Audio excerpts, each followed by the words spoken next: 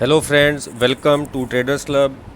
उम्मीद करता हूँ आप तमाम लोग ठीक ठाक होंगे और बड़ा ही प्रॉफिटेबल हमारा वीक रहा। लास्ट वीक जैसा एक्सपेक्टेड था, जो वीकली एनालिसिस था, मैंने मंडे की जो लास्ट वीडियो बनाई थी उसमें क्लियर कट कहा था कि शुरू के 3 दिन जो है वो क्या कहते हैं, मार्केट में कुछ फंडामेंटल्स हैं, लेकिन फिर उसके बाद जो है वो वेडनेसडे ऑनवर्ड्स हमारे पास फंडामेंटल्स नहीं थे और मार्केट वन डायरेक्शनल मूव देगी। ये आप देखें अगर मेरी लास्ट मंडे की और ट्यूसडे की वीडियो, तो उसमें आपको क्लियर कट मैंने मेंशन किया हुआ है कि मार्केट जो है वो आपको वन साइड मूव देगी, ये मैंने बात बोली थी। और इधर वे बट जो हमने लेवल्स मार्क किए हुए थे वो उस हिसाब से हमारा जो वीक है वो बहुत ही शानदार रहा और कोई ऑलमोस्ट 800 पिप्स की जो है हमें वो एक गोल्ड की ट्रेड देखने को मिली, बहुत लंबी।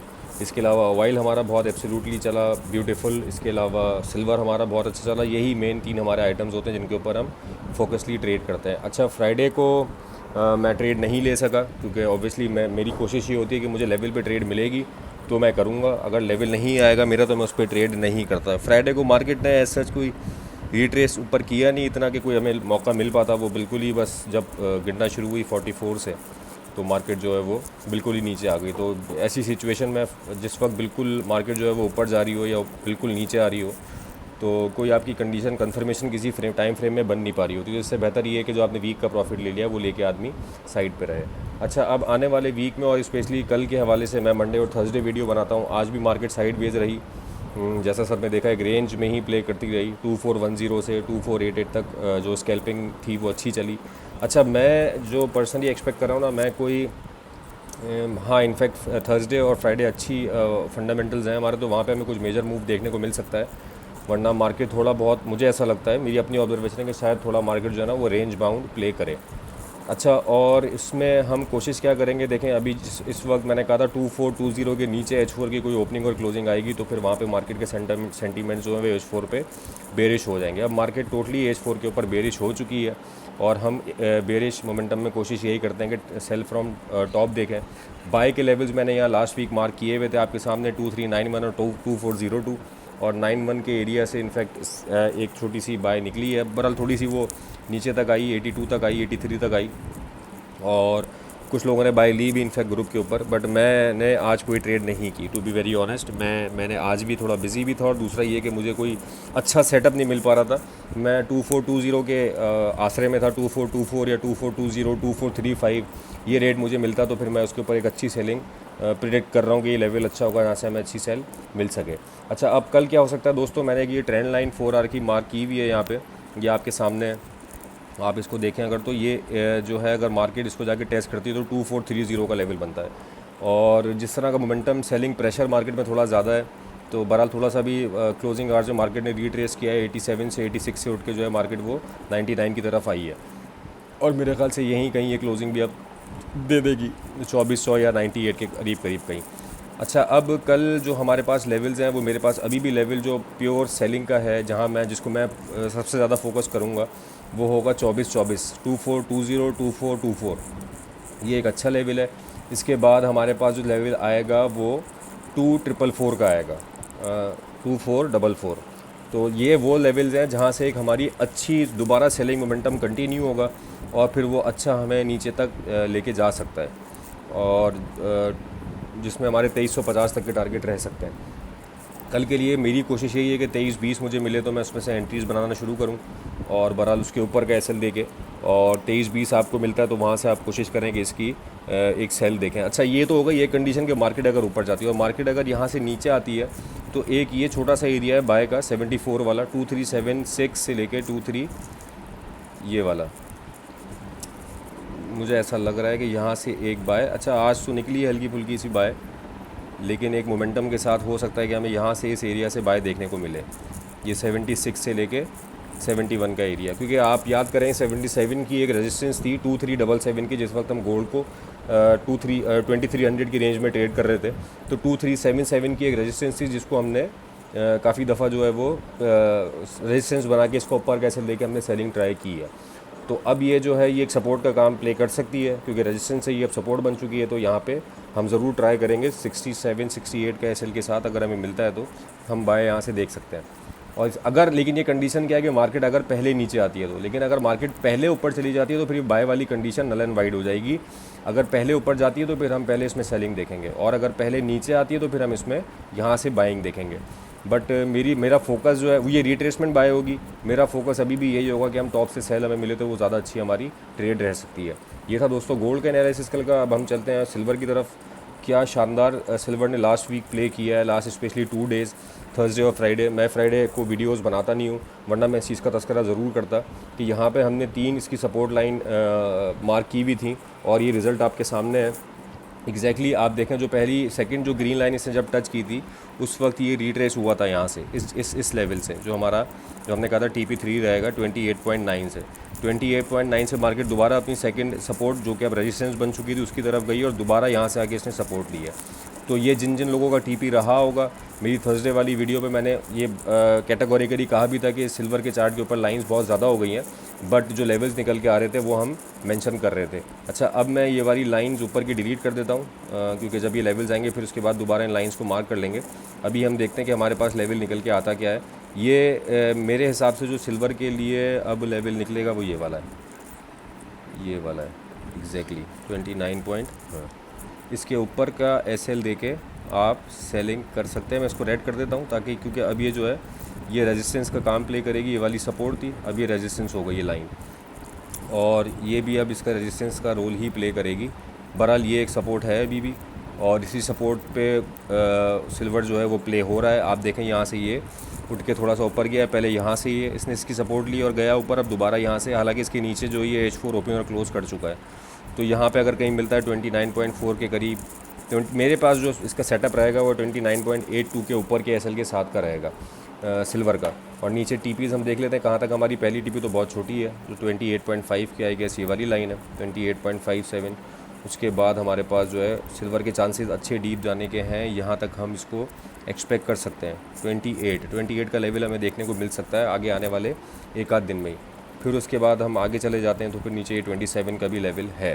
बट देखते हैं कि हमारे पास ये वाला एरिया आता है पहले, और किस तरह मार्केट जो है वो, क्योंकि सिल्वर जिस वक्त गोल्ड बुलिश हुआ था उस वक्त भी सिल्वर में सेलिंग थी।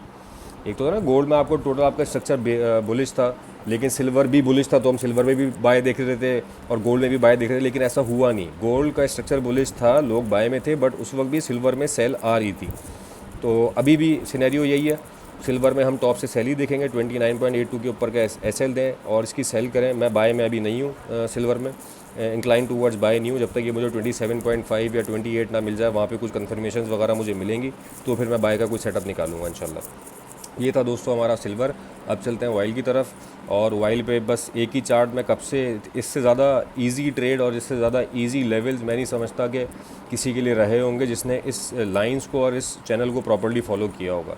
रिज़ल्ट आप लोगों के सामने आज 79.38। ये TP हमारा फ्राइडे को ही अचीव हो गया था, बट मैंने कहा मैं फ्राइडे को वीडियोस बनाता नहीं हूँ, तो इस वजह से जो है मैं इस चीज़ को वो नहीं इंडोर्स नहीं कर सका।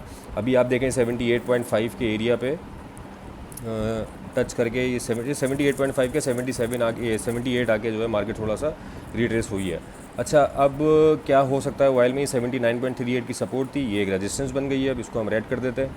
मेरे पास ये एक एरिया है सेलिंग का, अगर मार्केट ऊपर जाती है तो, और एक बहुत प्यारा एरिया ये वाला है 80.3 के ऊपर का SL दे के आप सेल करें।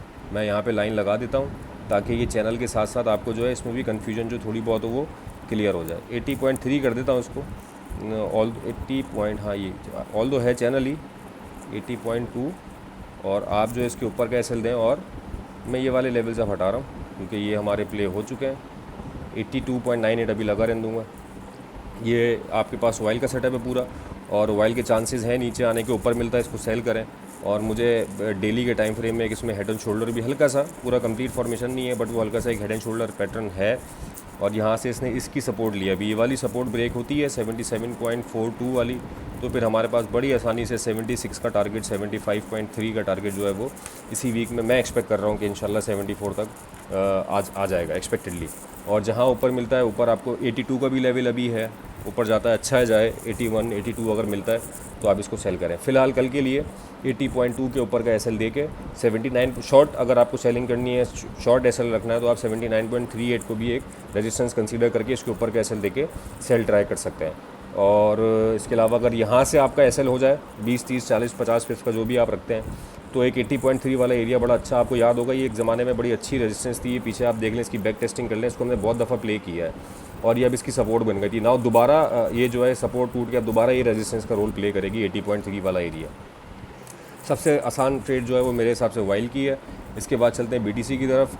बीटीसी लास्ट टाइम मैंने आपसे तस्करा किया था इसका कि ये जो है अपना चेंज ऑफ करेक्टर इस एरिया पे कर चुका था। यहाँ पे मैंने ये लाइन मार्क की हुई थी 66,473 और ये इसके ऊपर जाके इसने क्लोजिंग दे दी है। अच्छा, यहाँ पे एक बड़ी अच्छी चीज़ देखने को मुझे मिली है कि 66,473 के ऊपर इसने क्लोजिंग दी है, इसको रीटेस्ट किया है यहाँ पे और फिर यहाँ पे अब दोबारा यहाँ से मार्केट ऊपर गई है। तो चांसेस हैं यहाँ पे कि मार्केट थोड़ा सा और ऊपर जा सकती है। ये मैंने चैनल ड्रॉ किया हुआ है, इसको आप जूम आउट करके देख लें। मैं फ़िलहाल बीटीसी में इतना ज़्यादा, मैंने पहले ही बताया कि ट्रेड करता नहीं हूँ, लेकिन मैं अभी बीटीसी में कोई ट्रेड दे नहीं रहा। हाँ, मुझे इस चैनल के टॉप पे मिलेगा, मैं वहाँ से सेलिंग कोशिश करूँगा। लोग अभी ये कह रहे हैं कि 72 के लेवल पे गया तो ये ऑल टाइम हाई की तरफ जाएगा, बिल्कुल जा सकता है। बट अगर आपके पास एक टीए है और उस टीए पे आप विद प्रॉपर एसएल काम करें तो मैं नहीं समझता कि आपको कोई प्रॉब्लम उसमें होनी चाहिए और ना कोई टेंशन होनी चाहिए। उसकी रीज़न छोटी सी है कि आपने एसएल लगाया, वो एसएल कैलकुलेटेड रिस्क के साथ है। वो एसएल अगर होता है तो आप होने दें, मुझे मिलेगा ऊपर टॉप चैनल के टॉप पे तो मैं वहाँ से इसकी सेलिंग ट्राई करूँगा। फ़िलहाल अभी मैं इसमें कोई ट्रेड नहीं कर रहा हूँ बीटीसी में, क्योंकि ये थोड़ा सा यहाँ से बुलिश हुआ है। और हाँ, ये है कि आपको नीचे के लेवल पे बता देता हूँ कि नीचे के लेवल पे अगर मिलता है दोबारा 66 को टेस्ट करने के लिए आया है, इसको ब्रेक कर देगा तो फिर शायद दोबारा नीचे के चांसेस बने, उसके रीटेस्ट के ऊपर सेल हो सकती है। वरना फिर यहाँ से आपके सामने मैंने रीटेस्ट पे बाय इसकी दिखा दी है। 66,400 से जो है ये रीटेस्ट करके इसको बाय में दोबारा ले गए, 68,000 तक ये चला गया है। तो ये थी दोस्तों छोटी सी वीडियो आज की। मैं एक चीज़ छोटी सी यहाँ डिस्कस करना चाहूँगा, थोड़ा सा वीडियो का टाइम लंबा हो जाएगा, लेकिन मुझे ये चीज़ डिस्कस करना ज़रूरी है क्योंकि कुछ ग्रुप्स पे जो है ना मेरे सामने ये चीज़ें आ रही हैं और बहुत सारे लोग इस चीज़ से परेशान भी हैं।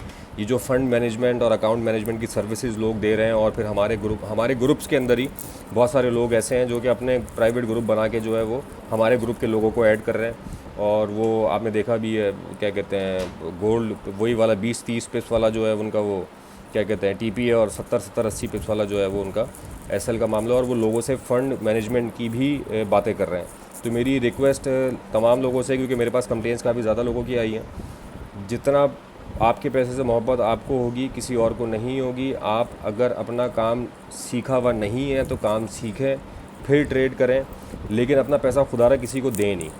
मैं ये नहीं कह रहा कि भाई अगला अगर इतना अच्छा ट्रेडर है तो वो $50 से भी मैं समझता हूँ कि इसके लिए ईज़ी है बनाना, मतलब पैसे उसके लिए कोई प्रॉब्लम नहीं होनी चाहिए। तो मेरे हिसाब से किसी को फ़ंड मैनेजर्स को तो खैर मैं नहीं कह रहा, लेकिन जो लोग अकाउंट्स दे रहे हैं मैं स्पेशली उनको ये कह रहा हूँ कि आप कोशिश ये करेंगे खुद लर्न करें और ख़ुद लर्न करके काम करें। चाहे आप दिन के $20 कमाएँ, $10 कमाएँ, लेकिन वो आपके अपने एनालिसिस के ऊपर हो और वो आपकी अपनी ही पूरी क्या कहते हैं मेहनत हो, वो किसी और की मेहनत ना हो।